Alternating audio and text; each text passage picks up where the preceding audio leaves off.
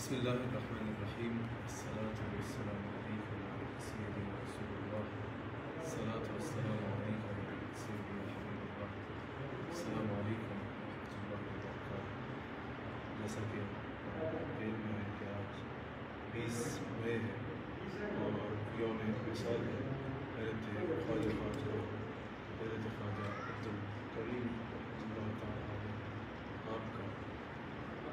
یقیناً اس وقت آپ کے مزار اقدس سے آپ سے مخاطب ہونے کی یہی وجہ ہے کہ آج کے دن آپ کے مقار مبارک کی زیارت آپ سب سننے والوں کے لیے باعث برکت ہو، باعث رحمت ہو.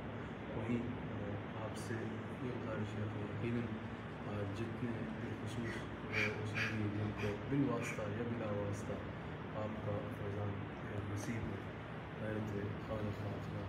حضرت خواجہ عبدالکریم رحمۃ اللہ علیہ، یقیناً آپ کا فیضان پوری دنیا میں اس وقت تک دھاکے مارتے سمندر کی طرح پھیلا ہوا ہے اور آپ کے فضیلت و برکات سے آج بھی آپ کے مزار مبارک پہ آ کر بھی آپ کے سلسلے کی برکت سے بھی آپ کی تصانیف اور تعلیمات سے بھی ایک عالم استفادہ کر رہا ہے. یقیناً آپ سب سے بھی گزارش ہے کہ زیادہ سے زیادہ قرآن کریم کی تلاوت کر کے علم و سلام پڑھ کے آپ کی بارگاہ میں اس کا اثر ثواب ہدیۃ پیش کیجیے. یقیناً یہ آپ کے لیے بھی فرد کا باعث ہوگا. حضرت خواجہ عبدالکریم رحمۃ اللہ علیہ کا عرس جیسا کہ آپ کو پتہ ہے آج ہی آپ میں یوم وصال کے دن نہیں منایا جاتا.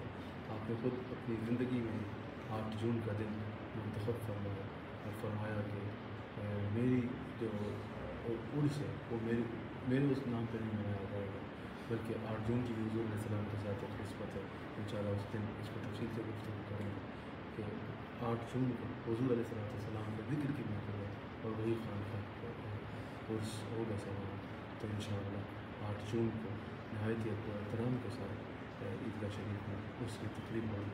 اس میں بھی پوری دنیا میں سننے والے جو آ سکتے ہیں یقیناً اپنے شرکت یقینی بنا آج کے دن زیادہ سے زیادہ قرآن کریم کی تلاوت کر کے ضرور و سلام پڑھ کے اللہ کا ذکر کر کے آپ کی بارگاہ میں اس کا اثر ثواب ہدیۃ پیش کیجیے.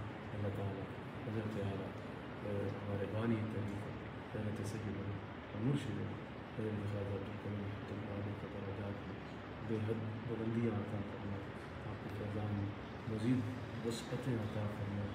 اور جیسا کہ ایک عالم آپ کے فیضان سے استفادہ کر رہا ہے، جو آپ نے عشق مصطفیٰ صلی اللہ علیہ وسلم کی شرما روشن کروائے، جو اللہ کریم کے قرب کے بارے میں آپ نے ارشادات ارشاد فرمائے اور آپ کے سلسلے سے ایک عالم جیسا استفادہ کر رہا ہے.